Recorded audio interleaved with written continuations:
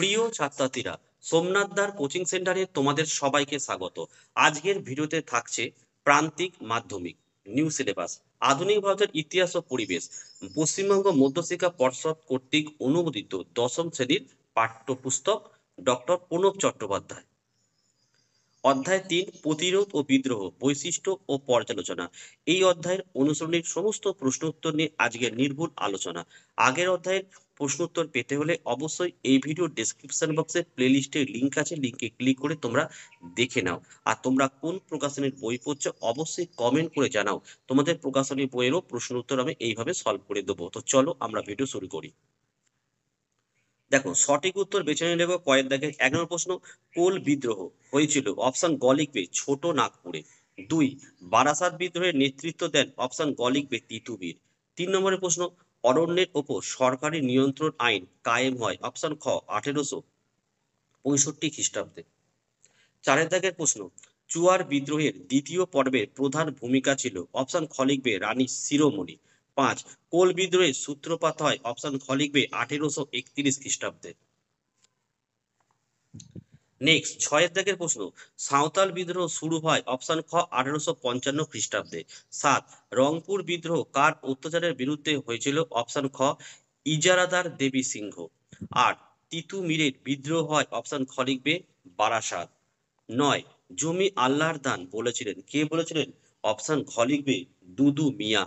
১০ দেখো, নব বৈষ্ণব আন্দোলনের প্রবর্তক ছিলেন অপশন গ লিখবে বিজয় কৃষ্ণ গোস্বামী। চলো একটি বাক্যে উত্তর দাও। ১, রানী শিরোমণি কে ছিলেন? দেখো উত্তরটা পেজ ৪০-এ আমরা দেখে নেব। উত্তরটি তোমরা এখান থেকে লিখবে, দ্বিতীয় পর্বে চুয়ার বিদ্রোহের ঝটিকা কেন্দ্র ছিল উত্তর পশ্চিম মেদিনীপুর। এই পর্বে বিদ্রোহের মূল নেতৃত্ব ছিলেন মেদিনীপুরের কর্ণগড়ের রানী শিরোমণি। ঠিক আছে, নেক্সট দেখো ২ নম্বরের প্রশ্ন দেখে নাও, বুদ্ধু ভগত কে ছিলেন?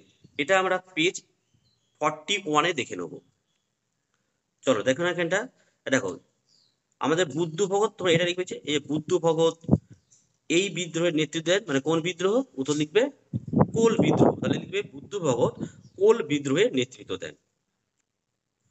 ৩ দেখে নাও, সাঁওতাল বিদ্রোহে কোন দুই ভাই নেতৃত্বে ছিলেন? এটা তোমরা জানো। ৩-এর উত্তর দেখো সিধু আর কানু। ৪ দাগের প্রশ্ন, সুই মুন্ডা কে ছিলেন? পেজ ৪১ লিখেছি, অর্থাৎ তোমরা লিখবে সুই মুন্ডা ছিলেন কোল বিদ্রোহের নেতা। ঠিক আছে। ৫, ফকির বিদ্রোহের নেতৃত্বে কে ছিলেন? দেখো পেজ ৪৫ আমরা দেখে নেব। তো এখানে ফকির বিদ্রোহ বলতে কিন্তু সন্ন্যাসী ফকির, হ্যাঁ, সন্ন্যাসী ফকির বিদ্রোহের নেতৃত্বে ছিলেন কে? ভবানী পাঠক আর মজনু সাউ। দেখো ক্ষয়ের ৫-এর উত্তর। আচ্ছা, এবারে আমাদের হচ্ছে ৬ দাগের প্রশ্ন দেখে নাও। দেখো, শরীয়ত উল্লাহ কোন আন্দোলন প্রবর্তন করেন? আচ্ছা, উত্তরটি কি লিখবে? দেখো ফরাজি আন্দোলন। ঠিক আছে। ৭ দাগের বাঁশের কেল্লা কোন সংগ্রামের সঙ্গে যুক্ত? দেখো বারাসাত বিদ্রোহ লিখবে। ঠিক আছে। ৮-এরটা দেখো, দুদু মিয়ার আসল নাম কি ছিল? পেজ 46-এ দেখে নেব। দেখে নাও, দেখো মোহাম্মদ মুসিন। ঠিক আছে, মোহাম্মদ মুসিন।